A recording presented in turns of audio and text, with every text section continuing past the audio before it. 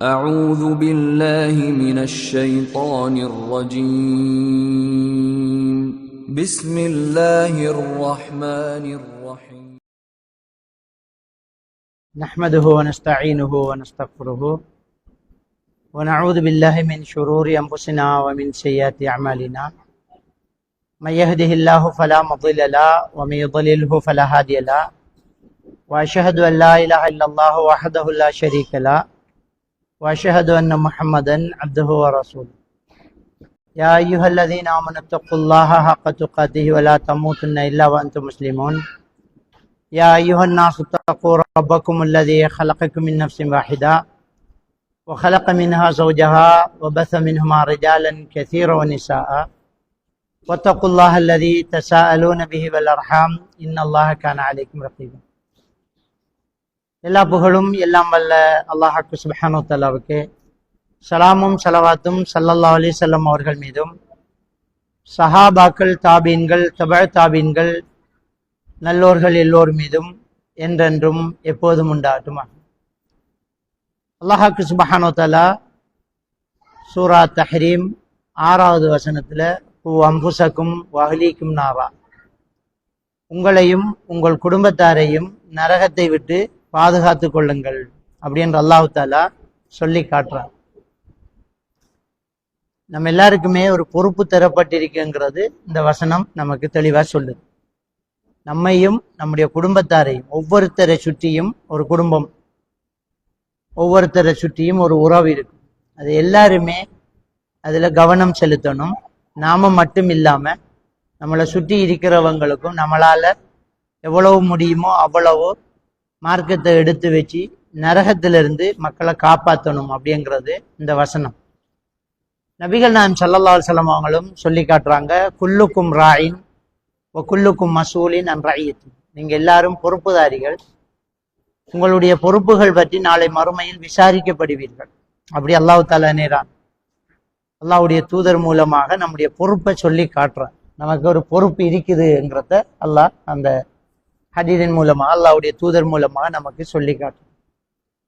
அதே மாதிரி நபிகள் நாயகம் ஸல்லல்லாஹு அலைஹி வஸல்லம் அவங்க சொல்றாங்க, மன் ரஆ மின்குமுல் முன்கர ஃபல்யுகையிரு பியதி, உங்களை யாரு பாவத்தை காண்கிறாரோ அவர் கையால தடுக்கட்டும்ங்கிறாங்க. ஃபஇல்லம் யஸ்ததி ஃபபிலிசானிஹி, அவர் கையால தடுக்கக்கூடிய சூழ்நிலை இல்லை அப்படின்னு சொன்னா அவர் நாவால தடுக்கட்டும், அது பிள்ளைங்கிறத சொல்லிடட்டும் அப்படிங்கிறாங்க. ஃபஇல்லம் யஸ்ததி, அதுக்கும் அவருக்கு சொல்லக்கூடிய ஒரு சூழ்நிலை இல்லை, அதுக்கு சக்தி வரல அப்படின்னு சொன்னா ஃபபிகல்பிஹி, மனசால அதை வெறுக்கட்டும்ங்கிறாங்க. அது பிள்ளைங்கிறத மனசால நாம வெறுக்கணும். மனசால வெறுத்து அந்த இடத்துல இருந்து ஒதுங்கணும். ராலிக்கு அபஅஃபு மினல் ஈமான்ங்கிறாங்க. அது ஈமான்ல ஆக பலம் குறைந்தது, ஆக படித்தரம் குறைஞ்சதுதான் ஒரு பாவத்தை வெறுத்து நாம அந்த இடத்துல இருந்து ஒதுங்குறது. அதுக்கு கீழே ஈமானுக்கு ஒரு அளவு இல்லை, அதான் ஆக குறைஞ்ச படித்தரம். அப்போ ஆக குறைஞ்ச கொஞ்சமாவது ஈமான் இருக்குமெண்டா ஒரு பாவத்தை வெறுத்து அதுல கலந்துக்காம ஒதுங்குவாங்க. கொஞ்சம் ஈமான் இருந்துட்டா சொல்லுவாங்க, ஏன் இப்படி பண்றீங்க, ஏன் இது தப்பு இல்லையான்னு சொல்லுவாங்க. இன்னும் கொஞ்சம் பலம் இருந்தா பிச்சு எறிஞ்சிருவாங்க, விட மாட்டாங்க, அதை உடம்பாலே தடுத்துருவாங்க. இதையும் பாவத்தை கண்டா தடுங்கிறதையும் உங்களுக்கு ஒரு பொறுப்பு இருக்குங்கிறதையும் 66வது அத்தியாயத்தினுடைய 6வது வசனத்தையும் நம்ம எடுத்து நாங்க பார்த்துட்டோம்டா நமக்கு ஒரு பெரிய ஒரு பொறுப்பு ஒன்று இருக்குதுங்கிறத நம்ம விளங்கிக்கலாம். இப்ப நம்ம எல்லாருமே ஒரு முக்கியமான ஒரு விஷயத்தை தெளிவா புரிஞ்சு கொள்ளணும். என்ன அப்படின்னு சொன்னா, நம்ம ஒரு நோக்கத்துக்காக படைக்கப்பட்டிருக்கோம். அது அல்லாஹ் தஆலாவும் திருக்குர்ஆன்ல சொல்லி காட்டுறான், வமா ஹலக்துல் ஜின்ன வல் இன்ஸ இல்லா லியஅ்புதூன், இந்த மனிதனையும் ஜின்னையும் மனிதனையும் நாம் படைத்தது என்ன வணங்குறதுக்காக அன்றி வேறு எதுக்கும் இல்லை. அப்ப நம்மளை படைச்சதுக்கு ஒரு நோக்கம் வச்சுக்க அல்லாஹ், நாம அல்லாஹ்வை வணங்கணும். இதுதான் நம்முடைய படைப்பினுடைய நோக்கமாக இருக்கு. நம்ம அல்லாஹ்வை வணங்குறது தான் நம்முடைய நோக்கம். அப்போ நம்ம சதா இபாதத்துல வணக்கம் வேண்டா நாம என்ன நினைக்கிறோம்டா, நீ உள்ள செஞ்சுட்டு தொழுதுட்டு இருக்கிறது தான் நம்ம நினைச்சுக்கிட்டு இருக்கிறோம். அப்ப நம்ம அதுக்குத்தான் படைக்கப்பட்ட. அப்ப நம்ம சாப்பிட்றது, குளிக்கிறது, வியாபாரம் பண்றது இல்லையா அப்படின்னு நமக்கு யோசிக்க தோணும்.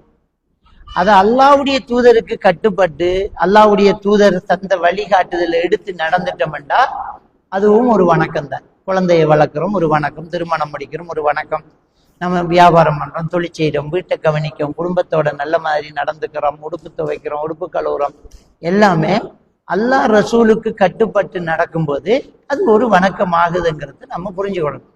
அப்ப டோட்டலி வாழ்க்கையில பூராக எல்லா காரியத்தையும் அல்லாஹ் ரசூலுக்கு வழிபட்டு நாம் அதை செஞ்சிட்டோம்னா அது வணக்கம் ஆகும்.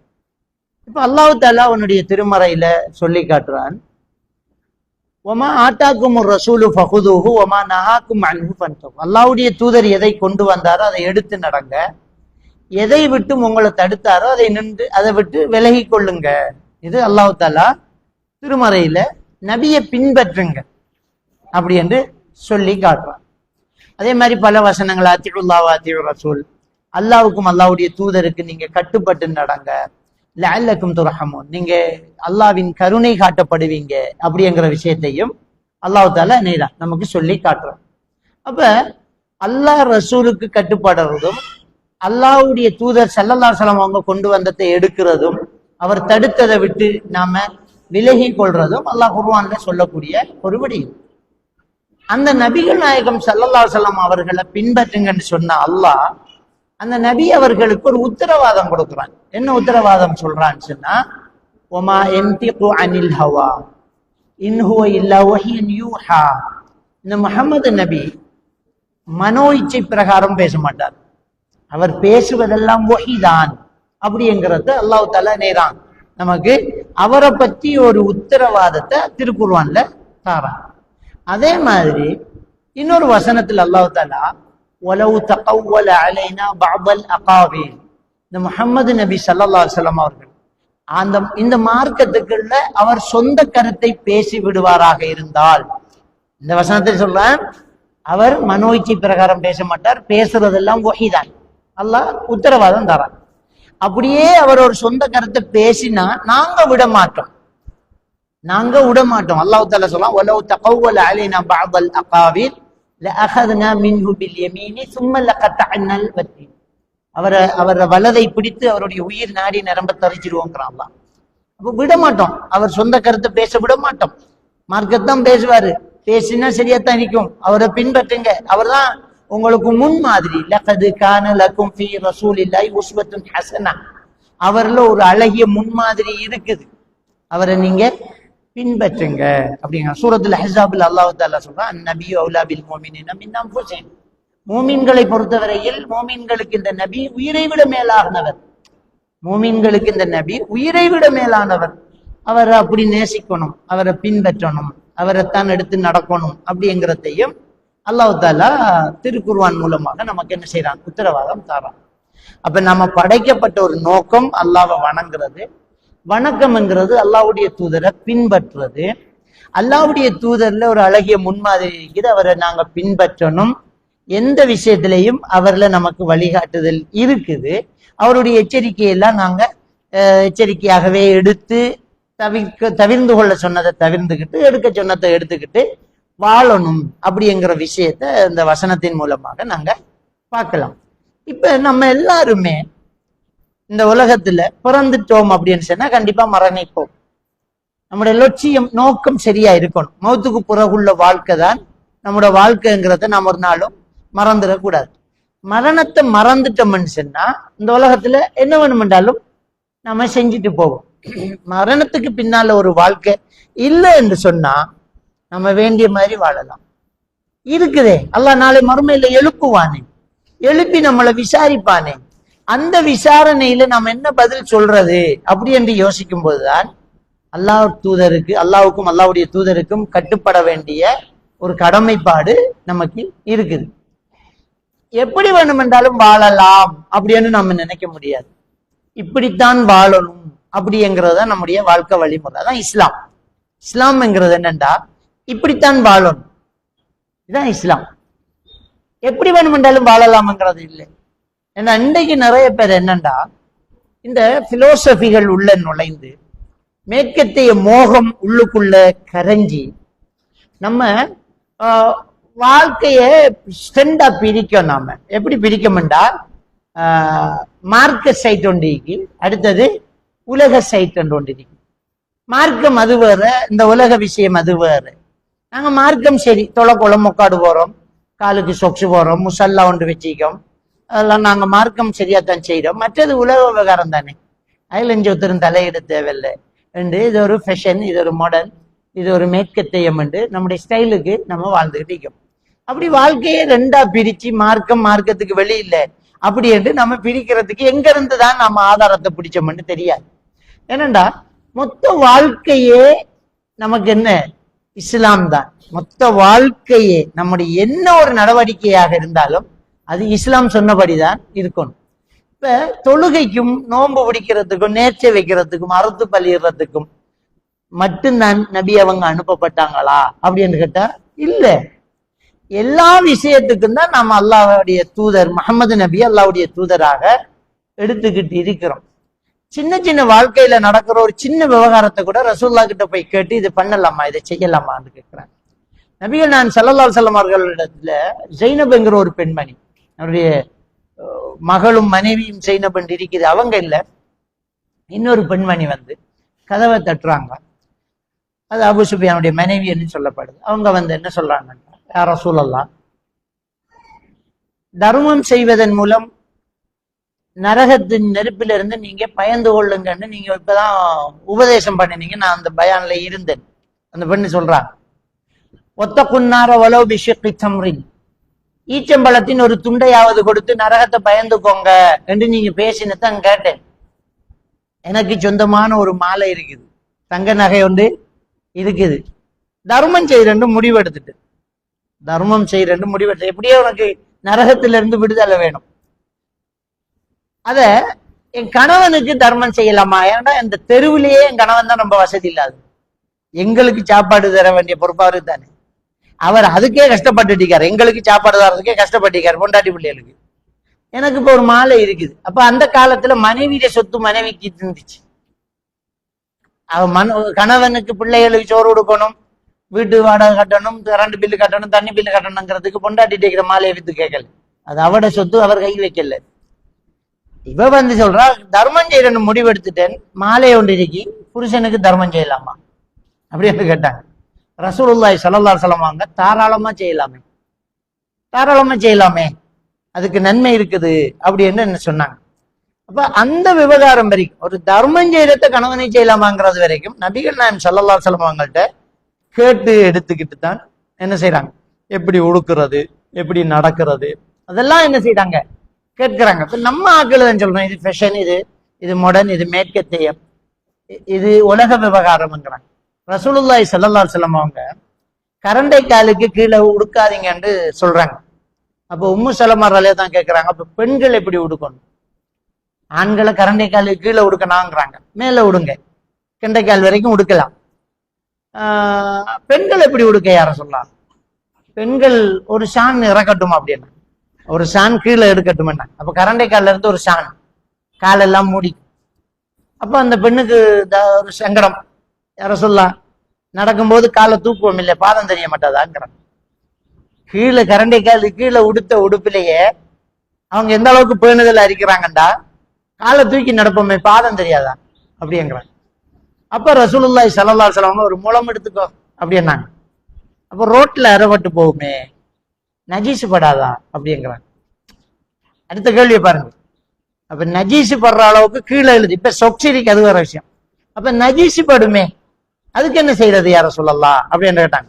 அப்ப ரசூலுல்லாஹி ஸல்லல்லாஹு அலைஹி வஸல்லம் அவங்க சொல்றாங்க, நஜீசு இல்லாத இடத்துல அது படுமே, அப்ப சரியாயிடும் பண்ணாங்க. உடுப்பின் ஓரத்துல நஜீசு பட்டா மண்ணுல திரும்ப அது உரைசும் போது அந்த நஜீசுக்கு அது சுத்தமாயிரும், அதை கழுவ தேவையில்லை அப்படிங்கிறாங்க. அதே மாதிரிதான் செருப்பின் அடியில நஜீசு பட்டாலும் மண்ணுல தேய்ச்சிட்டு தொழுங்க அப்படிங்கிறாங்க. அதை வச்சுதான் நம்ம சிலர் வந்து ரொம்ப பேணுதல் ஆகிறவங்க, மாப்பிள்ளை மோட்டார் பைக்கில் வீட்டுக்குள்ள தள்ளி வைப்பார், காலையில அவங்ககிட்டையும் கழுவணும் நாம, ஏன்னா ரோட்ல என்ன நஜீசை மிரிச்சிச்சு போயுது அப்படிம்பாங்க. அது கழுவ தேவையில்லை, ஏனண்டா செருப்பின் அடி, வாகனத்துல டயரு, உடுப்பின் ஓரம் எல்லாம் ஒரு சட்டத்துக்குள்ள வரும். நஜீசு பட்டா நஜீஸ் இல்லாத இடத்த படுது தானே, அதனால கழுவ தேவையில்லை அப்படின்னு. இப்ப நான் எதுக்கு இதை சொல்றேன்டா, அந்த அளவுக்கு இந்த உடுக்கிறது, நடக்கிறது, கால் தெரியுறது, இது எல்லாத்தையும் நபி அவர்கள்ட்ட கேட்டு இது என்ன மாதிரி என்ன செய்யறது, வெள்ளித்தட்டுல சாப்பிடலாமா அப்படின்னு கேள்வி கேட்கிறாங்க. வெள்ளித்தட்டுல சாப்பிடலாமா அப்படின்னா, வெள்ளித்தட்டு சொர்க்கத்துல மூமின்களுக்கு தயாரிக்கப்பட்டுள்ளது. இந்த உலகத்துல அது தடை செய்யப்பட்டிருக்கு, சாப்பிடாதீங்கன்னா. இந்த உலகத்துல அது காவியர்களுக்கு, அது மறுமையில நமக்கு இங்க சாப்பிடலாம் அப்படிங்கிற. வெள்ளித்தட்டுன்றா ஒரிஜினல். இப்ப நாம சில்வர் என்றெல்லாம் தகடு, சில்வர்ங்கிறது வெள்ளி. அந்த வெள்ளியில இப்ப பாத்திரங்கள் இந்தியாவில எல்லாம் அந்த பெருமைக்கு ரொம்ப வசதியான இடத்துல வெள்ளித்தட்டுல சாப்பிடுவாங்க. வெள்ளி வச்சிருப்பாங்க, ரொம்ப பொறுமதியானது. வெள்ளியால அதை சாப்பிடக்கூடாது. அப்ப இப்படி ஒரு பிளேட் வச்சுக்கிறது, இதுல சாப்பிடலாமா, அதுல வச்சுக்கலாமா, இப்படி செய்யலாமா, இதெல்லாம் வரைக்கும் நபிகள் நான் ஸல்லல்லாஹு அலைஹி வஸல்லம் அவர்கள்ட்ட கேட்டு என்ன செய்யறாங்க, பாக்குறாங்க. இதுல எடுக்கலாமா, பதப்படுத்தப்படாத தோல்ல படுக்கலாமா, மிருகத்தினுடைய தோல், அந்த தோல்ல வந்து அந்த முடி கலராம அதுலயே தூங்கலாமா. அப்ப இப்படியான கேள்விகள் எல்லாத்தையும் அன்றைக்கு சஹாபாக்கள் கேட்டாங்கண்டா, மார்க்கம் வேறு உலக விவகாரம் வேறுங்கிறது இல்லை. உலக விவகாரமே மார்க்கத்துக்குள்ள வந்து அந்த வட்டத்துக்குள்ள இருக்கும். நம்ம இஷ்டத்துக்கு இது வேற அது வேறன்ட்டு, இது வந்து இன்றைக்கு ஃபங்க்ஷன், நாம இன்றைக்கு இசையை போட்டுக்கிட்டு எல்லாரும் ஒரு இடத்துல கூடி டான்ஸ் பண்ணுவோம் என்று நாம எடுக்க இயலாது. இஸ்லாம் நம்முடைய வாழ்க்கை நெறி. இஸ்லாம்ங்கிறது நம்முடைய வாழ்க்கை நெறி. அந்த வாழ்க்கை நெறியை நம்ம சரியா கொண்டு போகணும். அது வேற இது வேற என்று செப்பரேட் பண்ணக்கூடாது. அப்ப இந்த உலக வாழ்க்கைய எப்படி நாங்க ஒரு வாழ்க்கை நெறியாக இஸ்லாத்தை கட்டுப்பட்டு எடுக்கணும் அப்படின்னு சொன்னா, ஒரு சிலர் என்ன அப்ப வாழ்க்கையை என்ஜாய் பண்றோம் இல்லையா, நம்ம என்ன கேட்கிறோம்டா, அப்ப வாழ்க்கையை என்ஜாய் பண்றோம் இல்லையா, எல்லாத்தையும் இப்படி அரா மலாலா இதண்டா, என்னடாப்பா எவ்வளவு பேர் என்ன என்ஜாய் பண்ணிட்டு இருக்காங்க, நம்ம வாழ்க்கையில ஒன்றையும் என்ஜாய் பண்ண இல்லையா அப்படின்ற ஒரு கேள்வி வரும் பாருங்க. அந்த கேள்வி ஈமான் குறைபாடுள்ள உள்ளத்துல வரக்கூடிய ஒரு கேள்வி. உண்மையிலேயே இஸ்லாத்தின் படி வாழ்ந்தா அதை விட ஒரு சந்தோஷமான வாழ்க்கை எதுவுமே கிடையாது. எதை மகிழ்ச்சி, எதை சந்தோஷம், எதை என்ஜாய், எது இன்பம் என்று, எது சந்தோஷம் என்று இன்றைக்கு மக்கள் எடுத்துக்கிறாங்களோ அதுதான் இன்றைக்கு வாழ்க்கைக்கு பிரச்சனையாவே இருக்குது. அதுதான் இன்றைக்கு ஒரு ஆளுக்கு பிரச்சனை. உலகத்துல பிரச்சனையே அதுதான். இவங்க எதை ஹாப்பி, எதை சந்தோஷம், எதை மகிழ்ச்சி என்று எடுக்கிறாங்களோ அதுதான் மனித குலத்துக்கு ஆபத்தானதா இருக்கு. இஸ்லாம் எதை சரியாக வாழ்க்கை நெறியாக தந்திருக்கிறதோ அதுதான் மனித குலத்துக்கு நிம்மதி அப்படிங்கிறது ஒரு முக்கியமான ஒரு விஷயம். இப்ப வெளிநாட்டுல ஆங்கில உலகத்துல ஐரோப்பாவுல ஒரு மார்க்க அறிஞர்கிட்ட ஒரு பெண்ணு கேள்வி கேட்கிறான். ஒரு மாற்று மத பெண்ணு கேள்வி கேட்கிறான், நாங்க ஆடையை குறைச்சிக்கிட்டு போறதால என்ன பிரச்சனை, நாங்க டிஷர்ட்டோட போறோம், டெனிமோட போறோம், உடுப்பு வந்து போட்டும் போடாத மாதிரி அங்க வெளிநாட்டுகள்ல இருப்பாங்க. அப்போ ஒரு ஒரு மாற்று மத மக்களை எல்லாம் கூட்டி வச்சுட்டு ஒரு ஆங்கில அறிஞர் வந்து என்ன செய்யறாருன்னா கேள்வி பதில்னு வச்சு, இஸ்லாத்தை பற்றி எங்களுடைய மார்க்கத்தை பற்றி உங்களுக்கு என்ன டவுட் இருந்தாலும் கேளுங்க அப்படின்னு ஒரு பெண்ணு கேள்வி கேட்கிறான். நாங்க அவங்க எழும்பி நின்று கேள்வி கேட்கும் போது அவர் ரொம்ப ட்ரெஸ் ரொம்ப குறைவா தான் போட்டிக்கிறான். நாங்க இப்படி உடுக்கிறதுல உங்களுக்கு என்ன பிரச்சனை அப்படின்றது, எங்களுக்கு இல்லை உங்களுக்கு தான் பிரச்சனைங்கிறாரு. நீங்க இப்படி உடுக்கிறதால உங்களுக்கு தான் பிரச்சனை. என்ன இன்னைக்கு பெண்களுக்கு பாதுகாப்பு இல்லை, பெண்களுக்கு எதிரான வன்கொடுமைகள், பெண்கள் இன்னைக்கு சீரழிக்கப்படுறாங்க, பெண்கள் மானபங்கப்படுத்தப்படுறாங்க, துஷ்பிரயோகப்படுத்தப்படுறாங்க. அதுக்கு காரணமே நீங்க இப்படி அரை குறையா உடுக்கிறதுனால ஒரு ஆண் தூண்டப்படுறான், விளங்கிட்ட அப்படி என்று சொல்றாங்க. அப்ப அவங்க திரும்பி கேட்கிறாங்க, மூடிக்கிட்டு போன பெண்ணும் இன்றைக்கு கற்பழிக்கப்பட்டிருக்கிறாரே, அதுக்கு என்ன பதில் சொல்ல போறீங்க அப்படின்னு கேட்கிறாங்க. அப்ப அவர் சொல்றாரு, நீங்க திறந்துகிட்டு கடந்து போயிருப்பீங்க, அதுல சூடேற்றப்பட்டவன் கண்ணுல பட்ட மூடிக்கு போன பெண்ணையும் துஷ்பிரயோகம் செய்கிறான், அதுக்கும் சேர்த்து நீங்க தான் பதில் சொல்லணும் அப்படிங்கிறாங்க. அப்ப அவ மூணாவது ஒரு கேள்வி கேட்கிறான், சின்ன குழந்தைகள் துஷ்பிரயோகம் செய்யப்படுறாங்க, அதுக்கு என்ன பதில் சொல்ல போறீங்க, அதுக்கும் நீங்க தான் காரணம், நீங்க தான் அதுக்கும் காரணம். நீங்க இன்றைக்கு லைவ்ல சோசியல் மீடியாக்களை உங்களை நீங்க அப்படியே அறிமுகப்படுத்தின உடனே அதுல பாதிக்கப்பட்ட, அதுல சூடான ஒருவன் பக்கத்து தெருவில் இருக்கிற சின்ன குழந்தைகளை கூட விட மாட்டேங்கிறான், வேட்டையாறான், அதுக்கும் சேர்த்து நீங்க தான் பொறுப்புங்கிறாங்க. அவ என்ன கேள்வி கேட்டாலும் தான் பதில் சொல்றாரு. அது நியாயமான ஒன்றுதான், அதை ஏற்றுக்கொள்ளத்தான் வேண்டும். பெண்கள் மறைந்திருந்தா பெண்களுக்கு தான் பாதுகாப்பு. நம்ம திறந்துகிட்டு இருந்தா நமக்கு சுதந்திரம் இல்லை. திறந்து வச்ச டொஃபியை யாருமே எடுத்து சாப்பிட மாட்டாங்க. அவர் என்ன சொல்றாருண்டா, நீங்க எங்க வீட்டுக்கு வாரீங்க, ஒரு தட்டு நிறைய உரிச்சி வச்ச டொஃபியை அப்படியே குமிச்சு வச்சிருக்கிறேன், ஏதாவது அதுல உங்களால எடுத்து சாப்பிட முடியுமான்னு கேட்கறாங்க. அந்த பெண்ணு பதில் சொல்ல முடியாம தடுமாறா. இதே டொஃபிய ஒரு பெக் பண்ணி ஒரு பொலித்தீன் பண்ணி அதை ஒரு பாக்ஸில் போட்டு அதை எடுக்கிறதுக்கு 2-3 தடைகள் தாண்ட வேண்டி இருந்தா அதுதான் உங்களுக்கு விருப்பமானதாய் சீல் வைக்கப்பட்டது. நான் மட்டும் பார்க்கறது, நானே எடுக்கிறேன், யாரும் கை வைக்காது. அதுக்கு மதிப்பு அப்பதான் வரும். ரோட்டில் அடுக்கி வச்சுக்கிறது செங்கல், வீட்டுக்குள்ள பொட்டிக்குள்ள பஞ்சிக்குள்ள பேப்பருக்குள்ள வச்சு பீரோவில் வச்சு பூட்டி எடுக்கிறதும் பார்க்கறதும் சிரமமா இருந்தா அது மாணிக்கக்கல். நீங்க என்ன கல்லா இருக்கணும்ங்கிறத நீங்களே யோசிக்கிறார். அப்ப இந்த சமுதாயத்துல நம்ம எதை டிஸ்கோ, ஏதோ ஃபேஷன், எது நமக்கு என்ஜாய், எது நம்ம நல்லம் அப்படின்ட்டு நாம நினைக்கிறோமோ அது நமக்கு எதிரானதுதான், அது ஆபத்தானதான். இன்னைக்கு உலகத்துல எல்லா இன்பத்தையும் தேடி அலைஞ்சி மனசு உடைஞ்சு போய் கடைசியாக இந்த இஸ்லாம் என்கிற அந்த கடலுக்குள்ளதான் எல்லா நதியும் வந்து இறங்குது. வேற வழி இல்லாம இங்கதான் வந்து இறங்குறாங்க. இந்த உலகத்துல எவ்வளவு ஆட்டம் போட்டவங்க எல்லாம் கடைசியா இங்கதான் நிம்மதி இருக்குது. எத்தனை நடிகர்கள், எத்தனை நடிகைகள், எத்தனை பாடகிகள், எத்தனை பிளேயர்கள், எத்தனை ஃபேமஸ் ஆனவங்க, எத்தனை அனுபவிச்ச ஆண்டு முடித்த ரொம்ப பெரிய வசதியானவங்க கடைசியாக அடைக்கலமானது இந்த இஸ்லாமிய மார்க்கத்துக்குள்ள வந்து நிம்மதியா இருக்குங்கிறாங்க. மூடி நம்ம முகத்தை திறந்து உடம்ப மூடி தலைய மூடி இருக்கிறதுல அவ்வளவு நிம்மதி இருக்குது அப்படி என்று பேட்டி கொடுக்குறாங்க. அப்ப ஒரு நிம்மதியான வாழ்க்கை இஸ்லாமிய மார்க்கம் நமக்கு தந்த ஒரு வாழ்க்கை தான்.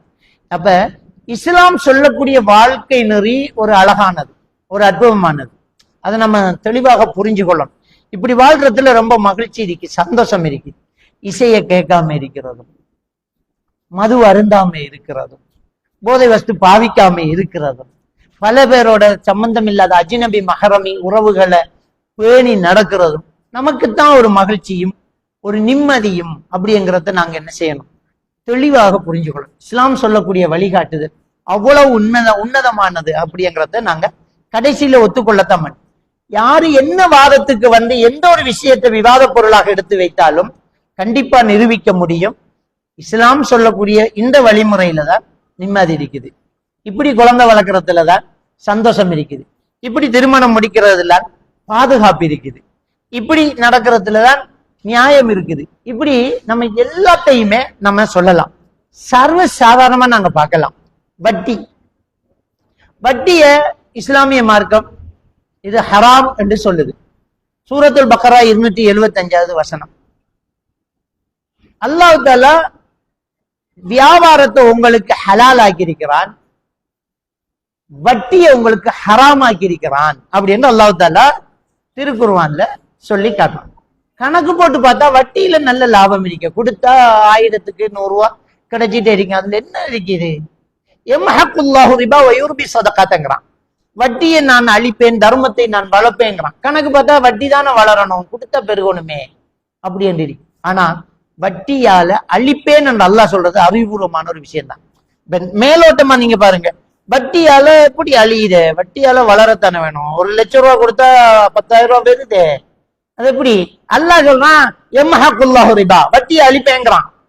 இப்ப வட்டியால அழிவுதான் அப்படிங்கிறத சனம் ஒத்துக்கொள்ளுது. இன்னைக்கு பாருங்க, பட்ஜெட் வாசிக்கப்படுது, இலங்கையினுடைய பட்ஜெட் வாசிக்கப்படுது. பட்ஜெட் வாசிக்கப்பட்ட முதலாவது இலங்கையில பட்ஜெட் வாசிக்கப்பட்டா இந்த அரசாங்கம் என்ன செஞ்சா, இந்த வருஷம் என்ன செலவு பண்ணினாங்க, எதுக்கு, மருத்துவத்துக்கு எவ்வளவு, கல்விக்கு எவ்வளவு, விளங்கிட்டா? அப்ப இப்படி எல்லாத்துக்கும் ஒவ்வொரு பட்ஜெட்டு போடுவாங்க இல்லையா? அதுல ஆக பெரிய அமௌண்ட் இலங்கை வெளிநாட்டுல கடன் வாங்கின காசுக்கு வட்டி கட்டினது தான், விளங்கிட்டா? அப்போ பல மில்லியன் கணக்கான, பல கோடிக்கணக்கான மில்லியன் கோடிய நம்ம வட்டியா கொடுக்கறதால நம்முடைய பொருளாதாரம் வீக் ஆகுது. நாம ரொம்ப கஷ்டப்பட்டுக்கிட்டு இருக்கிறோம். இன்னைக்கு சாதாரணமா ஒரு வாகனம் பண்றா 1 கோடி தேவைப்படுது நமக்கு. எல்லாம் வட்டி கட்டிக்கிட்டு இருக்க. நம்ம அவன் அந்த பட்ஜெட்டை வாசிக்கும் போது அந்த வட்டியை இல்லாம விட்ட உடனே நம்முடைய பொருளாதாரம் மேம்பட்டு இருக்கும். நம்ம வெறும் 10 ரூபாய்க்கு என்ன செய்யலாம்? பெட்ரோல் அடிச்சிடலாம். 5 ரூபாய்க்கு சீனி வாங்கிடலாம். ரொம்ப சிம்பிளா வாழ்ந்துட்டு போகலாம். நம்ம எல்லாம் ரொம்ப வசதியா இருப்போம். பொன் விளையிற நாடு இது. மாணிக்க கல்லும் இங்கதான், தேயிலையும் இங்கதான், ரப்பரும் இங்கதான், நெல்லும் இங்கதான், தேங்காயும் இங்கதான், எல்லாமே இங்க இருக்குது. இங்க என்ன இல்லாத ஒரு குட்டி நாடு, சின்ன ஒரு நாடு. எல்லா வளமும் இருக்குது, எல்லா கிளைமேட்டும் இருக்குது, எல்லாமே நாம செஞ்சுக்கிட்டு இருக்கிறோம். என்ன குறை இருக்குது? தங்கம் விளையிற நாடு. ஆனா ரொம்ப வசதி இல்லாம நம்ம அல்லோல கல்லப்பட்டுட்டு இருக்கிறோம், கடன் வாங்கினதால, வட்டி கட்டுறதால. அப்ப அல்லாஹ் அழிப்பேன்னுங்கிறானே, அழிச்சிட்டான் வட்டியால நம்மளை அழிச்சுக்கிட்டு இருக்கிறான். நம்ம எல்லாரும் சேர்ந்து ஒவ்வொருத்தர தலைக்கும் எவ்வளவுக்கு வட்டி கடன் இருக்குது. நம்ம ஒவ்வொருத்தருக்கும், இலங்கை பிரஜை ஒவ்வொருத்தருக்கும் வட்டி கடன் இருக்குது. அப்போ அல்லாஹ்வுடைய மார்க்கம் தான் சரியானது. இந்த இஸ்லாத்தை ஒரு நாடு பின்பற்றிட்டுண்டா அந்த நாடு எவ்வளவு சந்தோஷமா இருக்கு. அரசியல் இஸ்லாம் சொல்லும், ஒரு அரசியல் எப்படி இருக்கணும் அப்படிங்கிறத என்ன செய்யுது இஸ்லாமிய மார்க்கம் சொல்லும். மேற்கத்திய உலகம் அதை பின்பற்றுது. மேற்கத்திய உலகம் இஸ்லாம் சொல்லக்கூடிய விஷயத்தை நாங்க பின்பற்றக்கூடியதை பார்க்கலாம். ஐரோப்பாவுல பிரான்ஸ்ல ஒரு ப்ரோக்ராமுக்கு போன நேரம் அங்க நம்ம தங்கியிருந்த வீட்டுக்காரர்களுக்கு போன் வருது. நம்ம நாட்டுல டிஎஸ் ஆபீஸால போன் வர மாதிரி அங்க இருந்து ஹெட் ஆபீஸால கால் வருது. என்ன, உங்களுக்கு வீடு, நாங்க கவர்மெண்ட் தான் வீடு கொடுக்குது, நாங்க உங்களுக்கு நெக்ஸ்ட் மந்த் அடுத்த வீடு ரெடி ஆயிட்டு இந்த அட்ரஸுக்கு உங்களோட வீடு ஷிஃப்ட் மாறுங்க. ஏன் இப்படி வருது அப்படின்னு சொன்னா அவங்க சொல்றாங்க, இந்த நாட்டு சட்டம் எப்படின்னா 10 வயசுக்கு மேல பிள்ளைகளை பெற்றோர்கள் வச்சுக்கு தூங்கக்கூடாது. 10 வயசு வளருதான் பிள்ளைன்றோன்னு 2 பெட்ரூம் இருக்கிற வீடு கவர்மெண்ட் ரெடி ஆயிடும். ஹஸ்பண்ட் அண்ட் ஒய்ஃபுக்கு ஒரு ரூம், பிள்ளைக்கு ஒரு ரூம். 3வது பிள்ளை பிறந்து அந்த பிள்ளைக்கு 10 வயசு ஆகுதாமண்டா இன்னொரு வீடு வந்துடும், 3 பெட்ரூம். 2 பிள்ளைகளுக்கு 2 பெட்ரூம், பேரண்ட்ஸுக்கு ஒரு பெட்ரூம். இது அந்த நாடு செய்யுது. நபிகள் நாயகம் ஸல்லல்லாஹு அலைஹி வஸல்லம் எப்போவே சொல்லிட்டாங்க, உங்களோட பிள்ளைகள் 10 வயசை அடைந்தால் படுக்கையை பிரியுங்கள். நாம இன்னும் பின்பற்றிட்டு இருக்கோம். பிள்ளைகள் இன்னும் பகுத்துக்கு அமைச்சு படுக்கும். அம்மாவும் பாப்பாவும் தான் பிரிஞ்சு படுக்காங்க. பொம்பளை பிள்ளைகள் அம்மாவோட, ஆம்பளை பிள்ளைகள் பாப்பாவோட, பொம்மர் பிள்ளை அம்மாவோட படுக்குது. 10 வயசானா படுக்கையை பிரிக்க சொல்லி தான் இஸ்லாமிய மார்க்கம் சொல்லுது. அதை ஐரோப்பிய நாடுல பின்பற்றிட்டு நான் பின்பற்ற மாட்டேன். அவன் ஏன் பின்பற்றான்டா? இஸ்லாம் சொல்லக்கூடிய ஒவ்வொரு விஷயங்களையும் அவன் ஆய்வு செய்யறான். அவன் ஆய்வு செஞ்சு அதுல 1000 அர்த்தங்கள் இருக்குது. இதுல சமூக மேம்பாடு இருக்குது, ஒரு நல்ல ஒரு மன நிம்மதி அங்க இருக்குது, எதிர்காலம் நல்லா அமையக்கூடிய ஒரு வாய்ப்பு அங்க இருக்குது. அதனால அவங்க அப்பன்னு பின்பற்றிட்டு போறான். நாங்க என்ன செய்யறோம்? அதை பின்பற்ற மாட்டேங்கிறோம். நம்ம ரொம்ப பிரச்சனைக்குரிய ஆளாகும். அப்ப இஸ்லாமிய மார்க்கம் சொல்லி கொடுக்கக்கூடிய விஷயங்களை நாங்க எடுத்து நடக்கும்போது ரொம்ப மகிழ்ச்சி, ரொம்ப சந்தோஷம் இருக்கவும் செய்யுது. இப்ப நம்ம அந்த அளவுக்கு நம்முடைய கலாச்சாரத்தை என்ன செய்யறோம்னா பிரிச்சு போட்டுக்கிட்டு இருக்கோம். அப்ப முழு வாழ்க்கையுமே இஸ்லாமிய மயப்படுத்தி, இதை அல்லாஹ் சொல்றான், அது அல்லாஹ் விரும்புறான், அது சரியா இது தவறா என்கிறத நாங்க சரியாக பின்பற்றி வாழணும். ஏன் வாழணும்னா நமக்கு சொர்க்கம் தேவை. நாங்க எல்லாரும் மௌத்தா போய்த்திருவோம். நம்ம எல்லாரும் என்ன செய்வோம்? மௌத்தாயிருவோம். சூரா அல் முனாஃபிகூன்ல 11வது வசனத்துல சொல்ல, ஒவ்வொரு ஆத்மாவுக்கும் அதுல நேரம் வந்துட்டேன்னா நேரம் வந்தா பிந்தாது, பேத்திருவோம். அந்த போனதுக்கு பிறகு வாழ்க்கையில முடிச்சுக்கிட்டு மறுமைக்கு நாம காலெடு எடுத்து வச்ச உடனே நம்மளோட கவுண்டிங் ஸ்டார்ட். அங்க இருந்தா நம்மளோட வாழ்க்கை ஸ்டார்ட் ஆகுது. மௌத்துக்கு பின்னால கபூர்ல இருந்தா நம்முடைய வாழ்க்கை ஸ்டார்ட். அங்க நிம்மதியா இருக்கணுமாக இருந்தால் இங்க நபி அவர்களை பின்பற்றி இருக்கணும், அல்லாஹ் ரசூலை நாங்க பின்பற்றி இருக்கணும். அப்ப இங்க ஃபேஷன் அது இது இன்றைக்கு அப்படி பார்க்க போனா 6 தான் சுத்தம் 2 ஓட்டு நாம இறங்கிட்டோம்டா நம்ம மறுமையில சந்தோஷமாக இருக்க முடியாது. சாதாரணமான ஒரு லொஜிக் தான். பின்னுக்கு நல்லா இருக்கணும்டா இப்ப சில விஷயங்களை தியாகம் செய்ய நாம தயாராகணும். ஒரு சீனி வியாதி உள்ள ஒரு ஆளுக்கு, ஒரு டயபெட்டிக் பேஷண்ட் ஒரு ஆளுக்கு நாம ஐஸ்கிரீம் கொடுத்தா தேவையில்லைம்பாரு. அவரை நாக்குக்கு அது கசக்குமா? அவருக்கும் அது இனிக்கும் தான். ஆனா அவர் சொல்லுவார், இல்லை எனக்கு சீனி இருக்கு, எனக்கு தேவையில்லைம்பார். இது புதுசா வந்த ஐஸ்கிரீம் சூப்பரா இருக்கு, திண்டு வரங்களேன், அதை விட அப்பனா இருந்தாலும் எனக்கு வேணாம்மா, தேவையில்லை. ஐசிங் கேக் கொண்டு இது நாங்க வெளிநாட்டுல இருந்து கொண்டாந்தது, நல்லா இருக்கும், சாப்பிட்டு பாருங்க. வேணாம், எனக்கு வேணாம். சீனி போடாம சும்மா ஒரு கட்டை ஒன்று தாங்க, ஒரு சாயம் ஒன்று தாங்க, சீனி போடாம.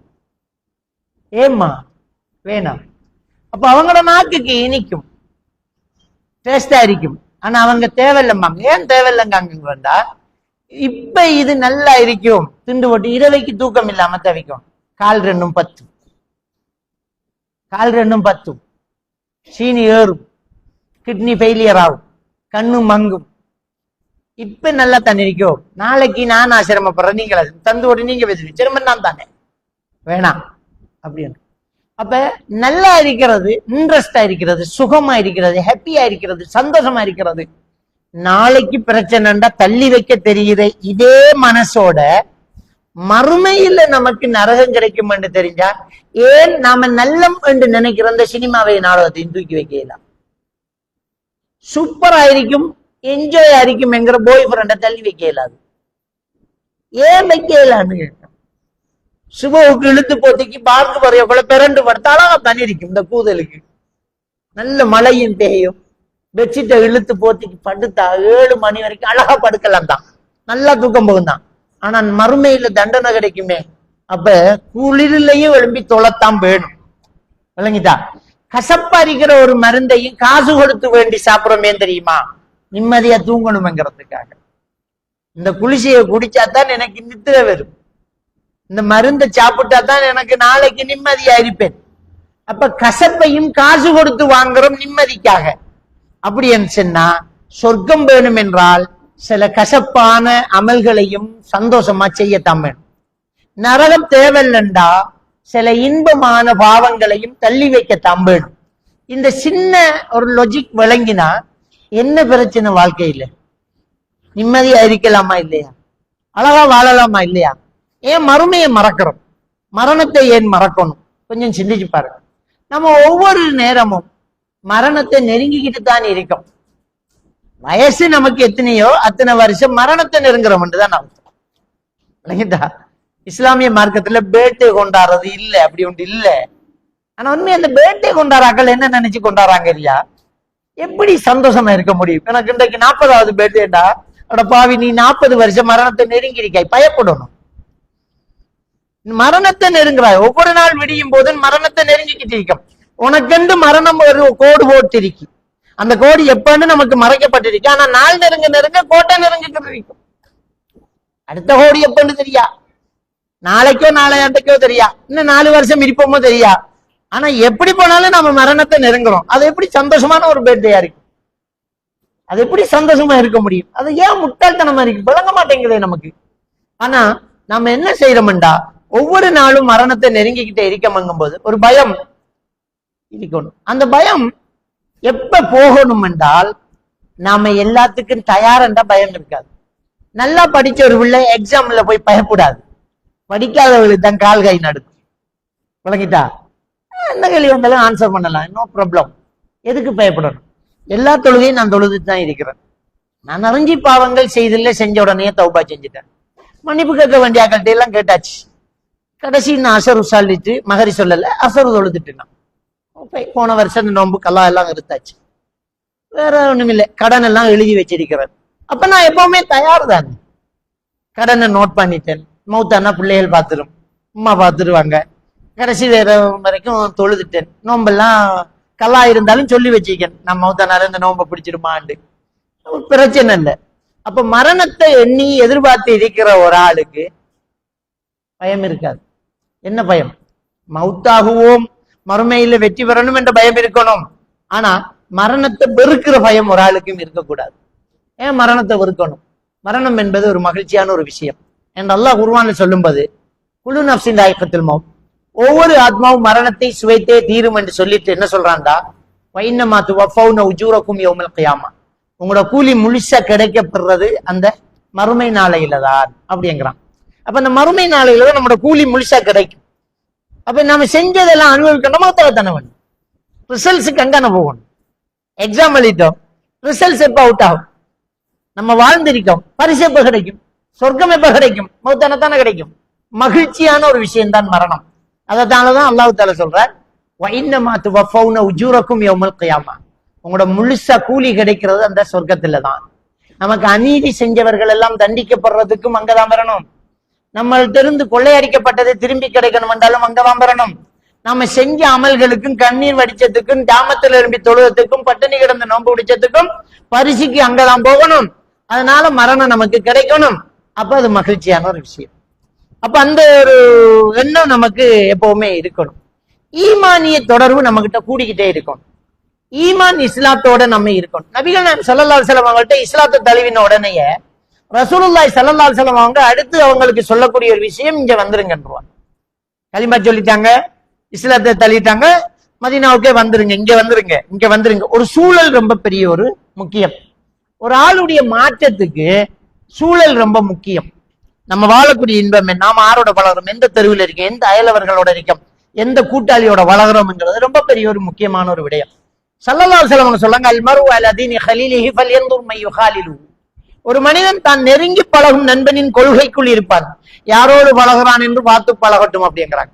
அப்ப நம்ம யார்கிட்ட பழகுறோம்? நம்ம ஃப்ரெண்ட் யாரு, ரொம்ப நெருக்கமான ஆள் யாரு, நம்மட உமா பாப்பா யாரு, நம்மட கணவன் யாரு, நம்மட பிரதர்ஸ் யாரு, நம்ம தெருவுல எப்படி இருக்கும், நம்ம எப்படிப்பட்ட இடத்துல வாழ்றோம், அதுதான் நம்மட வாழ்க்கையை தீர்மானிக்குது. சூழல் ரொம்ப பெரிய ஒரு முக்கியமான ஒரு விஷயம். அது ரசூலுல்லாஹ் ரொம்ப வலியுறுத்தி சொல்றாங்க, அந்த சூழலோட இருந்துடணும். இஸ்லாத்துக்கு வந்தா அங்க வந்துருங்க, நான் அங்க இருந்துகிட்டு அப்படியே நான் தொழுதுட்டு இருப்பேன், இல்ல இந்த சூழலுக்கு வாங்க. ஏன்னா ஒரு மனிதனுடைய மனம் பார்க்க பார்க்க மாறும். அப்ப ஒரு நல்ல சூழலுக்குள்ள நம்ம மாறும். அதனால நம்ம எப்பவுமே ஒரு இஸ்லாமிய சூழலுக்குள்ள நம்மள அப்படியே கொழுவி வச்சு கொள்ளணும். இப்ப பாருங்க, நபிகள் நாயகம் ஸல்லல்லாஹு அலைஹி வஸல்லம் சொல்றாங்க, புகாரி கிரந்தத்துல பதிவாயிருக்கக்கூடிய ஒரு ஹதீஸ், ஸபஅத்துன் யுظில்லுஹுமுல்லாஹு ஃபீ லில்லிஹி யௌம லா லில்ல இல்லா லில்லுஹு. நிழல், அல்லாஹ்வுட நிழல் தவிர வேறு எந்த நிழலும் இல்லாத அந்த மறுமை நாளில 7 சாராருக்கு அல்லாஹ் தஆலா நிழல் கொடுக்கிறான். அந்த 7 சாராரை நம்ம எடுத்து பார்த்தோம்னா பாருங்க, இந்த சூழலோடு, மனசு சூழலோடு, அந்த நல்ல சூழலோடு சேர்ந்தவர். ஷாபுன் நஷா ஃபீ இபாதத்தில்லாஹ், இறை வணக்கத்தில் வளர்ந்த வாலிபம், யுவதி, அவங்களுக்கு அந்த நிழல் கிடைக்குது. தன் உள்ளம் பள்ளியோடு கொழிவு கொண்ட மனிதர். அப்ப அந்த நல்ல என்வாயன்மெண்ட், நல்ல சூழலோட, பள்ளியோட தொடர்பு. ஆம்பளை பிள்ளைகள் மட்டும்தானே பள்ளியோட தொடர்பு வைக்கலாம். இப்ப நீங்க பள்ளிக்குள்ள இருக்க இல்லையா, வாரம் நிகழ்ச்சி நடக்குதானே, வர வேண்டியதானே, என்ன பிரச்சனை? வாரம் நிகழ்ச்சி நடக்குதா இல்லையா, வரலாமே. அப்ப நம்முடைய உள்ளம் பள்ளியோடு கொழுவப்பட்டிருக்குது. ஒரு மார்க்க நிகழ்ச்சி நடக்குதா, அதை போய் பாத்துக்கிறது, ஒரு இஸ்லாமிய புக்கை வாசிக்கிறது, ஒரு குர்ஆன் வசனத்தை ஓதுறது, ஒரு தப்சீரை கேட்கறது, ஒரு ஜும்மா பிரசங்கத்தை கேட்கறது. அப்ப இந்த சூழல் நம்மளோட நல்லா நெருங்க நம்முடைய மனசுக்குள்ள ஒரு நல்ல மாற்றம் இருக்கு. நம்ம யாரோட பழகுறோம், அது ரொம்ப பெரிய ஒரு முக்கியம். எல்லாருக்கும் உங்களுக்கு நல்லா தெரிஞ்ச ஒரு ஹதீஸ், புகாரி கிரந்தத்துல பதிவா இருக்கக்கூடிய ஒரு ஹதீஸ். நபிகள் நாயகம் ஸல்லல்லாஹு அலைஹி வஸல்லம் அவங்க சொல்றாங்க, முன்பொரு காலத்தில் ஒரு மனிதன் இருந்தார். அவன் ரொம்ப ஒரு மோசமான ஒரு ஆளு, 99 பேரை கொலை பண்ணியிருந்தான். அவன் மனசுக்குள்ள ஒரு உறுத்தல், ஒரு நெருடல், ஐயோ நம்ம ரொம்ப பேரை கொலை பண்ணிட்டோமே, எண்ணிருக்கிறாரு. 99 பேரை கொலை பண்ணிக்க, நம்ம அல்லாஹ் நம்மளும் மன்னிப்பானான்னு ஒரு பயம் வருது. அப்படியே போறாரு, ஒரு வணக்கத்திலேயே ஈடுபட்டு இருக்கிற ஒரு ஆபித்தை போய் சந்திக்கிறாரு, வணக்க வழிபாட்டிலேயே இருக்கிறவரு. அவர்கிட்ட போய் கேட்கிறாங்க, நான் 99 பேரை கொலை செஞ்சுக்கிறேன், அல்லாஹ் என்ன மன்னிப்பானான்னு கேட்டோன்னா அவருக்கு பயம் பிடிக்கிட்டு, ஒரு கொலை செஞ்சாலே எவ்வளவு பெரிய ஒரு மோசமான ஒரு வேலை, 99 பேரை கொலை செஞ்சுட்டு உன்னை எங்க அல்லாஹ் மன்னிக்க போறான்னுட்டார். இந்த அளவுக்கு கோபம் வந்துட்டு அவரே போட்டுட்டான், 100 பேரை போட்டுட்டாச்சு. அப்ப இவருக்கு திரும்பவும் நெருடல், ஐயோ நம்ம தவறுக்கு மேல தவறு செய்யறோமே, இன்னும் ஒரு பேரை கொலை செஞ்சிட்டோமே அப்படின்னு திரும்ப என்னடா செய்யறேன்னு போனோம். ஒரு ஆலிமை சந்திக்கிறார். ஆபிதுக்கும் ஆலிமுக்கும் வித்தியாசம் தான், வணக்கத்திலேயே இருக்கிறாங்க, மார்க்க அறிவு குறைவு. மார்க்க அறிவுல இருக்கிறாங்க என்றால் அல்லாஹ்வை பற்றி, ரசூலை பற்றி, இஸ்லாத்தை பற்றி அவருக்கு தெரிஞ்சிருக்கும். அவர்கிட்ட போய் கேட்கிறாங்க, 100 பேரை கொலை செஞ்சிருக்கிறான், அல்லாஹ் மன்னிப்பானா? ஏன் மன்னிக்க மாட்டான்? மன்னிப்பான் அல்லாஹ்ன்ற. அல்லாஹ்வுடைய சிபத்து இறக்கம் உள்ளவன் மன்னிக்க கூடியவன். நீ 100 இல்ல 1000 பேரை கொலைஞ்சாலும் அல்லாஹ் மன்னிப்பு கேட்டா மன்னிச்சுட்டு போறான், என்ன பிரச்சனை? இணை வைக்கிறான் உலகத்தில் ஆகப்பெரிய பாவம், அதை ஏன் மன்னிக்கிறான், இதை ஏன் மன்னிக்க மாட்டேங்கிறான்? கண்டிப்பா அல்லாஹ் மன்னிப்பான். அப்படின்னா அவருக்கு மகிழ்ச்சி வந்துட்டு, நான் தான் அது 100 பேரை கொலை செஞ்சுக்கேன், நான் என்ன பண்ணணும் கேட்கிறாரு. ஆஹா, சூழலை மாத்துங்க. 100 பேரை கொலை பண்ணிருக்கிற, அல்லாஹ் மன்னிப்பான். ஆனா 101வது ஆளை கொலை பண்ணக்கூடாது. நீ அதுக்கு என்ன செய்யணும்? நீ பாவம் செய்யறதுக்கு காரணமாக இருப்பதே உன்னுடைய என்வாயன்மெண்ட், சூழல். உண்மையிலேயே நம்ம தவறு செய்யறதுக்கு சந்தர்ப்பம் சூழ்நிலைகள் ஒரு காரணமா அமையும். வேற வழி இல்லை. அந்த சூழ்நிலை அப்படித்தான், எல்லாரும் அப்படித்தான் இருக்காங்க. வீட்டுல நாம எல்லாரும் டிவியை வச்சுட்டு படம் பார்த்துக்கிட்டு இருந்தா அந்த பிள்ளையும் பார்க்கத்தான் செய்யும். நாமளும் நாடகம் பார்த்துக்கிட்டு இருந்தா அந்த பிள்ளையும் பார்க்கத்தான் செய்யும். நாம குர்ஆன் ஓதாம இருந்தா அந்த பிள்ளை எப்படி குர்ஆன் ஓதும்? எல்லாரும் குர்ஆன் ஓதுற இடத்துல இருந்து நம்ம ஓதுவோம். அப்போ ஒரு இன்வால்மெண்ட் ரொம்ப முக்கியம். அவங்க சொல்றாங்க, நீ 100 பேரை கொலை செஞ்சிக்க அல்லாஹ் ஒண்ணு மன்னிப்பான், ஆனா நீ இடத்த மாத்து, அந்த இடத்துல இருக்காத, கிளம்பு. நான் ஒரு இடம் சொல்றேன், அந்த இடத்துக்கு போ. ஒரு ஊரு சொல்றேன், அந்த ஊர்ல நல்ல மக்கள் வாழ்ந்துட்டு இருக்கிறான், அந்த மக்கள்கிட்ட போனாலே நீ ஒண்ணு மாத்திக்கலாம். எல்லாரும் நல்லது பண்ணிட்டு இருப்பாங்க, தொழுதுட்டு இருப்பாங்க, நல்ல காரியம் பண்ணிட்டு இருப்பாங்க, நல்ல பண்பா இருப்பாங்க, சாஃப்டா இருப்பாங்க, நிதானமா இருப்பாங்க, கோபத்தை அடக்குவாங்க, பொறுமையை சொல்லி தருவாங்க. அங்க போய் இருப்பா, உடனே நீ மாத்திக்கலான்றாங்க. அப்ப இந்த ஹதீஸ்ல நம்ம எடுக்கக்கூடிய ஒரு விஷயம் என்னென்றால், நம்ம பாவம் செய்யாம இருக்கிறதுக்கு ஒரு முக்கியமான ஒரு காரணமாக அமைகிறது நம்முடைய சூழல், வாய்ப்புகள், சூழ்நிலைகள், சந்தர்ப்பங்கள் கிடைக்காம பார்க்கணும். அதனாலதான் அல்லாஹ் தஆலா நேரடியா விபச்சாரம் செய்யாதே என்று சொல்லாம விபச்சாரத்தை நெருங்காதேங்கிறான். போல தக்ரபு ஸினா, விபச்சாரத்தை நெருங்காதேங்கிறான். விபச்சாரம் செய்யாதே என்று சொல்லல அல்லாஹ். விபச்சாரம் செய்யக்கூடாதுங்கிறத எப்படி சொல்றான்டா? விபச்சாரத்தை நெருங்காதேங்கிறான். விபச்சாரத்தை நெருங்காதேண்டா என்ன? நீ ஒரு ஆணும் பெண்ணும் தனிச்சிருந்து பேசாத. ஆரம்பம் என்ன தெரியுமா? சும்மா பாய் ஃப்ரெண்ட் காக்க மாதிரி. எனக்கு அவர் எனக்கு சொந்த காக்க மாதிரி, எனக்கு பெத்த பிள்ளைய போல. என்ற மகன்ற வயசுதான் அவருக்கு, என்ற மகன், எனக்கு மகன்ற உணர்வு தான் பெறும் அந்த பிள்ளையோட காய்ச்சி நீக்க கொள்ள. ஒரு தாய் சொல்றா, என் மகன்ற கூட்டாளி நல்ல கொடியர், எனக்கு அவனை பார்த்தாலே எனக்கு பிள்ளை மாய்த்தான், நான் பேஸ் கவரை திறந்துட்டு. அப்ப உங்களோட மனசி மகன் பேஸ் கவரை திறக்கலாம். என்ன இது? என்ன இஸ்லாம் இது? எப்படி நீங்க எடுத்துக்கிட்டீங்க? ஷைத்தான் சொர்க்கத்தில் இருந்த ஆதம் அலைஹிஸ்ஸலாத்தையும் ஹவ்வா அலைஹிஸ்ஸலாத்தையும் வெளியில கொண்டு வந்தது.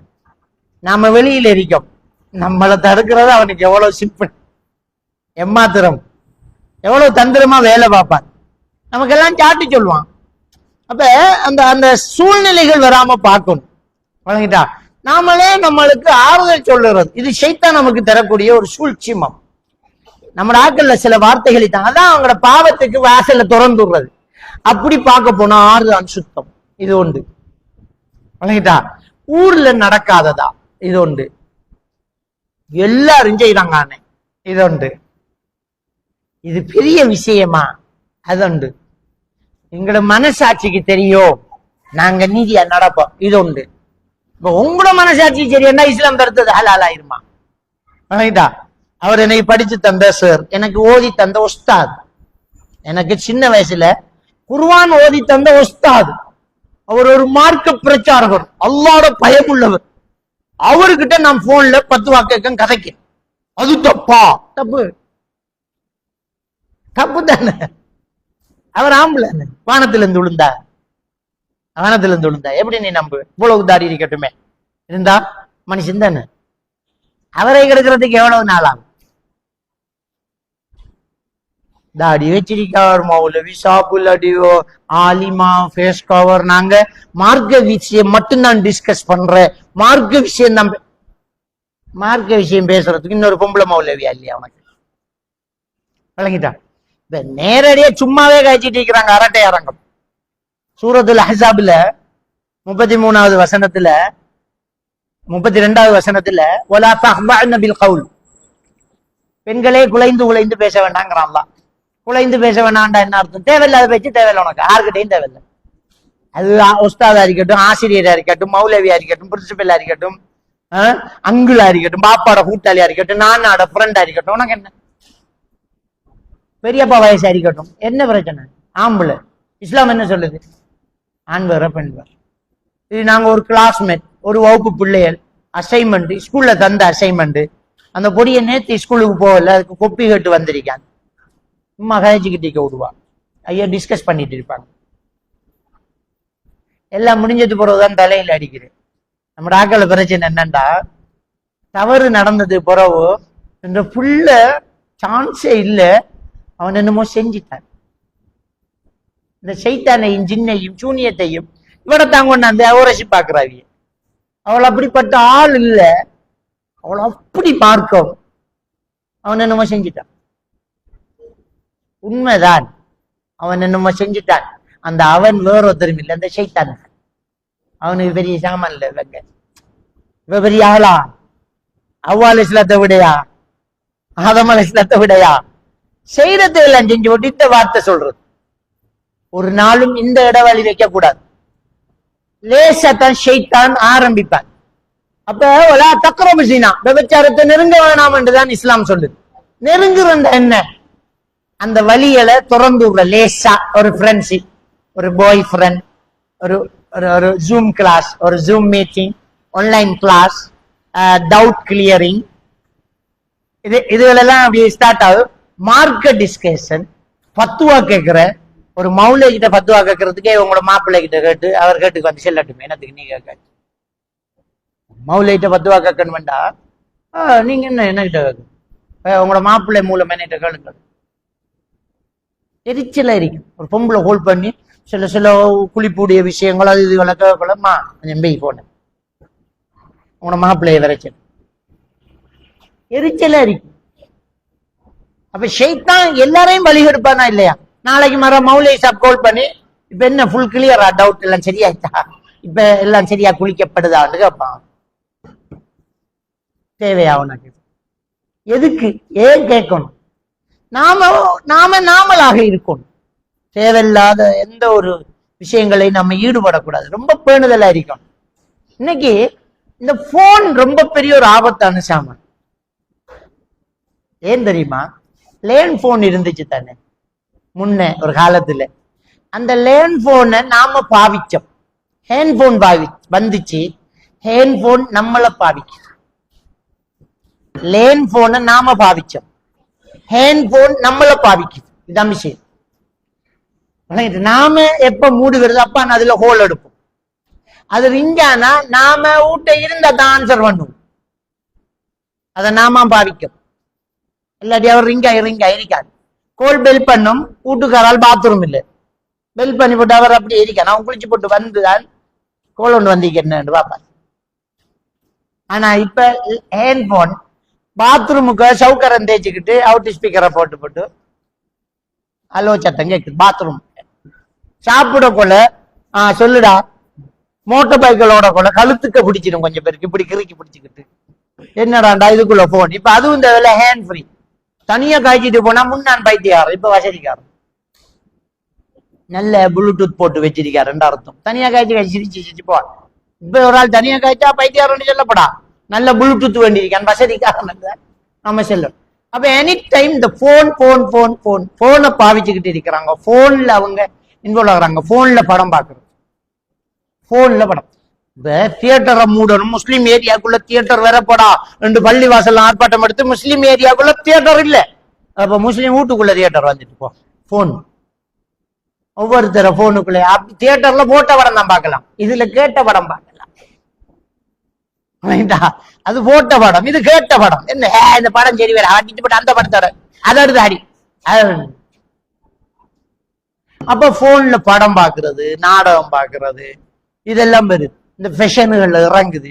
என்ன முடிவெட்டணும், எப்படி இருக்கணும், எப்படி என்னத்தை பாவிக்கணும், என்னத்தை பூசணும்ங்கிறதெல்லாம் வெள்ளையாகிறதுக்கு இன்ஜெக்ஷன். அந்த இன்ஜெக்ஷனை போட்டு எத்தனை லட்சத்தை செலவழிச்சுட்டு இருக்காங்க. அலர்ஜிக் இன்ஃபெக்ஷன் ஹாஸ்பிட்டல்ல செலவழிச்சுட்டு இருக்கிறான். விளங்கிட்டா? வெள்ளையா என்ன போற? நீ தான் கல்யாணம் பண்ணிட்டாய், உன்ட புருஷன் இந்த கருப்போட உன்னை விரும்பி பண்ணிட்டான் தானே. மர திருமணத்துக்கு வெள்ளையா புருஷன் கூட்டாளிமா இருக்கா இல்ல? நிறைய மாப்பிள்ளைமார் என்ன சொல்றாங்கடா, அசரத் என் வைஃப் கிரீம் பண்ணி கேட்கா, ஃபேஷியலுக்கா, முகம் கொழுன்னு இருக்கணுமா. அது கிட்டத்தட்ட ஒரு மாசத்துக்கு அதுக்கே ஒரு 20,000 ரூபாய் தேவைப்படுது மௌலவி. நீ போய் கேளு உன்னை கொண்டாடிக்கிட்ட, நீ யாருக்காக பொழுது இருக்க போறாய் கேளு.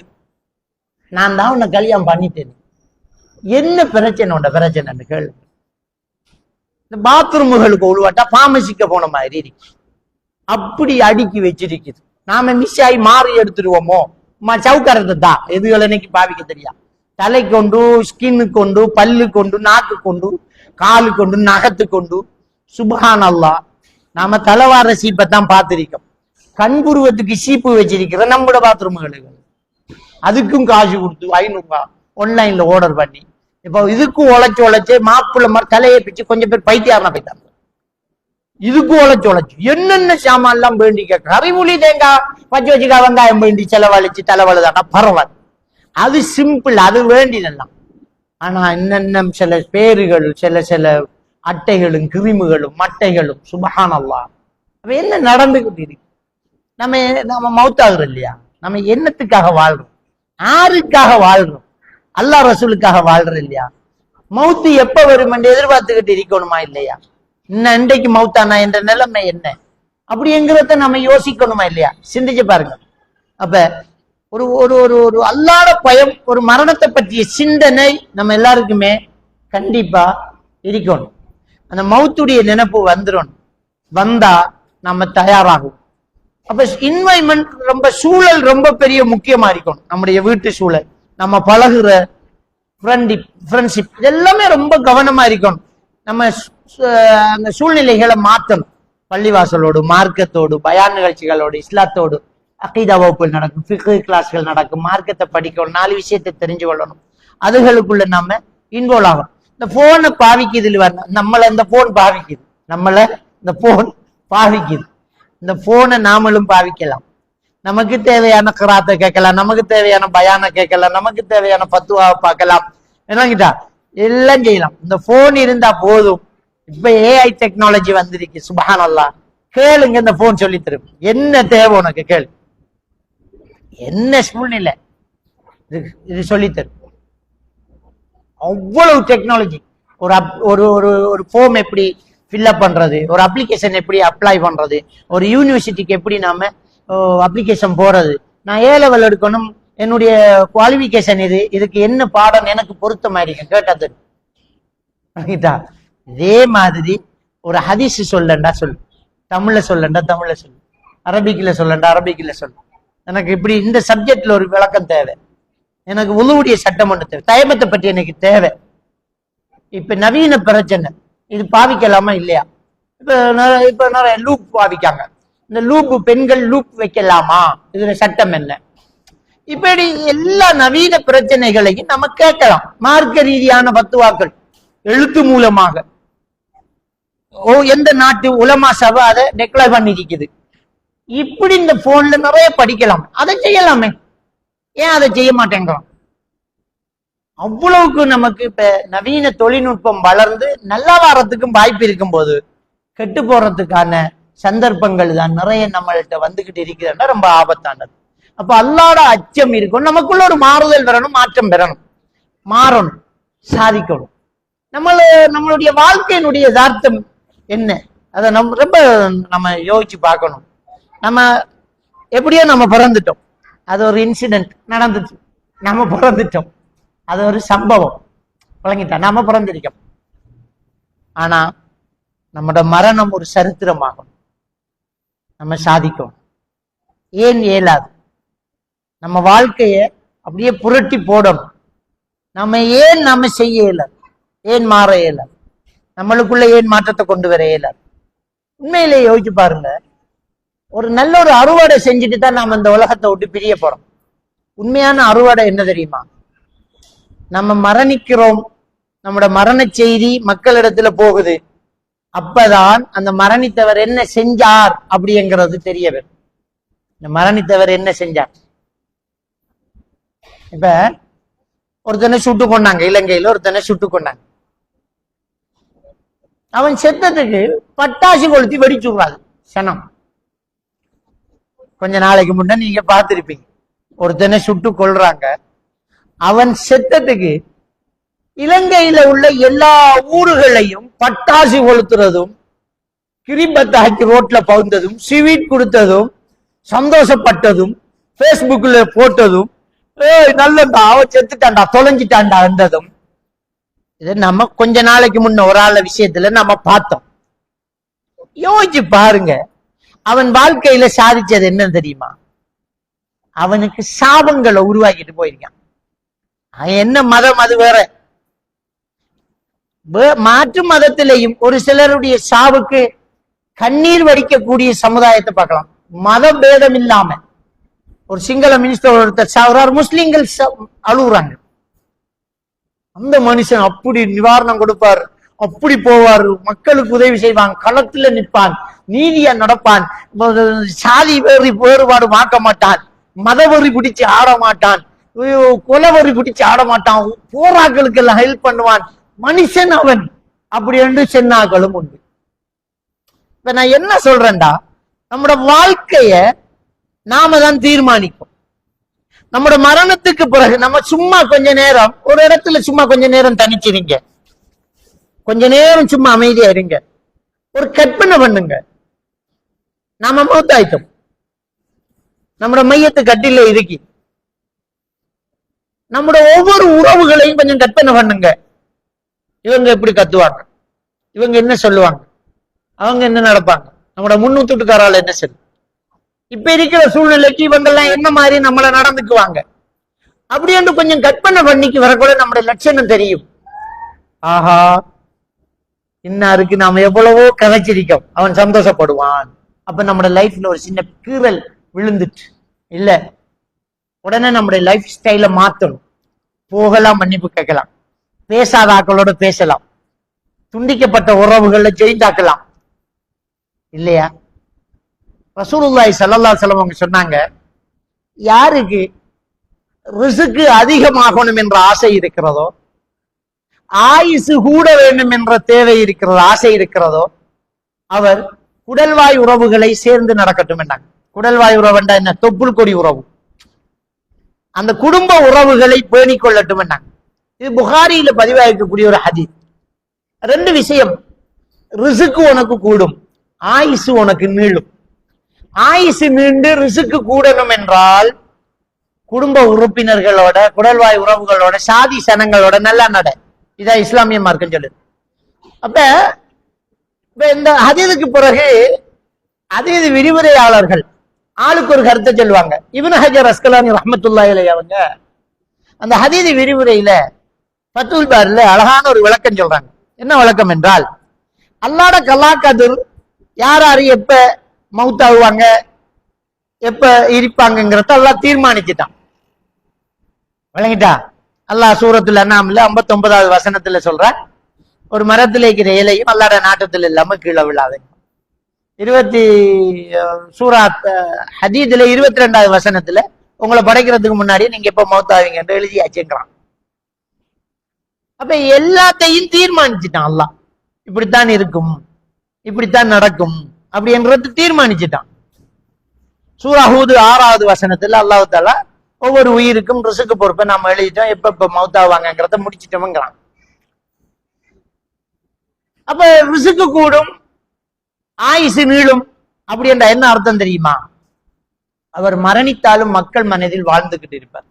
மக்களோட நல்லா நடந்தா அவர் மௌத்தா போனதுக்கு பிறகும் அவருக்காக பிரார்த்தனைகள் இருக்கு.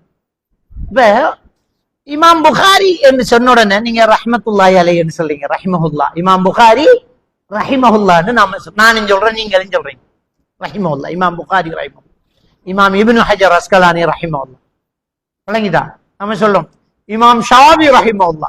எவ்வளவு பேருக்கு தெரியும் அவர் எப்படிப்பட்டவர், எந்த நாடு, எத்தனை வயசுல மௌத்தானார், கல்யாணம் முடிச்சா முடிக்கலையா, பிள்ளை இருக்கா இல்லையா, என்ன பாசை, அவர சொந்த பாசை தெரியுமா உங்களுக்கு? எனக்கும் உங்களுக்கும் எல்லாம் தெரியா. ஆனா அவருக்காக பிரார்த்தனை செஞ்சுட்டீங்க மாட்டா. அவர் செஞ்ச சேவை நம்ம இனம் தெரியாம, மொழி தெரியாம, நாடு தெரியாம, நிறம் தெரியாம அவருக்காக துவா செஞ்சுக்கிட்டு இருக்கோம். நம்மளும் உறவுகளை சேர்ந்து நடந்தா நம்முடைய மரண செய்தி மக்களுக்கு மகிழ்ச்சி தரக்கூடாது, பிரார்த்தனையை வெளிப்படுத்தும். என்னடா அல்லாஹு அக்பர், கண்டா எனக்கு சலாம் சொல்லுவாங்க, எப்பயும் சிரிச்ச முகம், நல்ல புள்ள, நல்ல மனசு, தொழுது ஆண்டு கேட்பாங்க, என்னையாலும் சந்திச்ச ஒரு ஹதீஸ் சொல்லுவாங்க, 4 நல்ல விஷயம் சொல்லுவாங்க, யாரையாலும் புறம் பேசினா வேணாம் விடுங்கம்பாங்க, கதைக்க போடா இதெல்லாம் தேவையில்லம்பாங்க. அவவா முகத்தானே அல்லாஹ் அவருக்கு சொர்க்கத்தை கொடுக்கணும். இப்படி நம்மளை கேள்விப்படுறாக்கள் எல்லாம் துவா செய்த மாதிரி இந்த உலகத்துல வாழ்ந்தா கண்டிப்பா நம்ம சாதிச்சிட்டோம். அதான் வாழ்க்கை. காசு பணம் சேர்க்கலாம், அது அல்லாஹ்ட எழுத்து, நம்ம கிட்ட கோடி கோடியா கொட்டும், கொட்டாமோடும். காசு பணம் பெரும் போகும். அது அது இல்லை. சில மையத்தோட்டுக்கு கடும் கிரௌடு போகுமே தெரியுமா, நாங்களும் வந்தேன்னு காட்டுறதுக்கு. ஒரு ஆளை புள்ள மௌத்தாவும், கடும் வசதியான ஒரு ஆள், அவர் காணும் வரைக்கும் மையத்தை விட்டு விட்ட கிறங்க மாட்டார். அந்த புள்ளோட வாப்பா காணாம மையத்தை விட்டு இருந்து வெட்ட கிறங்க மாட்டார், போய் இருப்பார். சுத்தி சுத்தி அவருக்கு எதுக்கால போறதும் நான் வந்தேன் அப்பா, நான் நாளைக்கு போய் அவர்கிட்ட நேரம் கேட்கலாம், இல்லாட்டி நேரம் நோன்புக்கு அவன் கொடுக்க கொள்ள நமக்கு தெருவார். விளங்கிட்டா? இது காசிக்காக சேர்ற கூட்டம். அரசியலுக்கு பின்னால கொஞ்சம் பேர் அவர் பதவியில இருக்கும் வரைக்கும் தலைவரை கையில தாங்குவாங்க. ஆனா பதவி போனோம்னா ஒரு அடே என்னோடு போவாங்க. அரசியலுக்கு கொஞ்சம் பேர், பதவிக்கு கொஞ்சம் பேர், காசு பணத்துக்கு கொஞ்சம் பேர். ஆனா நம்மகிட்ட காசு பணம் இருக்கோ இல்லையோ, நம்முடைய நல்ல பண்புக்கு கொஞ்சம் பேர் சேருவாங்க. அதைத்தான் நபிகள் நான் ஸல்லல்லாஹு அலைஹி வஸல்லம் அவர்கள் சொன்னார்கள், எவருடைய ஜனாசாவுக்காக அல்லாவுக்கு இணை வைக்காத 40 பேர் பிரார்த்தனை செய்கிறார்களோ அவருடைய விஷயத்தில் இவர்களுடைய பாவ மன்னிப்பு ஏற்றுக்கொள்ளப்படும். சுப்ஹானல்லாஹ். குறைஞ்சது 40 பேரை சேர்த்துட்டோமா, நம்மளுக்காக துவா செய்த மக்களை உருவாக்கிட்டோமா, நம்முடைய வாழ்க்கையோட லட்சியமே அதாத்தான் இருக்கணும். எவ்வளவுக்கு எவ்வளவு நல்ல முறையில் மார்க்க விஷயத்தோட நடக்கலாமோ அவ்வளவுக்கு நடந்துடும். ஒரு பாவத்துக்கு வழியை காட்டிட்டோம், அவர் செய்த பாவம் நமக்கு. நல்ல படம் இதோ பார்த்த படமா, பாட்டு கட்டங்கள் ஒவ்வொன்றும் சுவிஸ்ல எடுத்திக்கான் பாட்டு, நீ பாரு, நான் அனுப்புறேன் உன் போனுக்கு லிங்க் அனுப்புறேன் பாரு. அவள் விடிய பார்த்து தொழுகை இல்லாம படுப்பாள், அந்த பாவத்தை சேர்த்து தள்ளி கட்டிக்கு பேர் எடுப்பான். பாவத்துக்கு துணை நின்றா அதையும் அல்லத்தான், நன்மைக்கு துணை நின்றா அந்த நன்மை வந்துடும். அப்ப 4 நல்ல விஷயத்தை பண்ணணும். தேவையில்லாத கதைகள் தேவையில்லை, மார்க்கத்தோடு தொடர்பு இருக்கணும். அப்ப பாவத்திலிருந்து நம்மளை பாதுகாத்துக்கிட்டு போகணும். சோ நம்ம இந்த மார்க்கத்துக்குள்ள நல்ல சீர்திருத்தத்தை கொண்டு வர்றதுக்கான வழியை இஸ்லாமிய மார்க்கம் வச்சிருக்குது. அதுதான் நம்மளை சீர்திருத்தும். நாம வழி தவறி போகக்கூடாது. மேற்கத்தியம், ஃபேஷன், உலக விவகாரம், மார்க்கத்துக்கு வெளியில் உள்ள விஷயம், இதுல 6 தலையிடுற என்று நாம யோசிச்சோம்டா நாம முட்டாள்தனம் அதிகம். மார்க்கத்துக்கு வெளியில எந்த நடைமுறையும் இல்லை.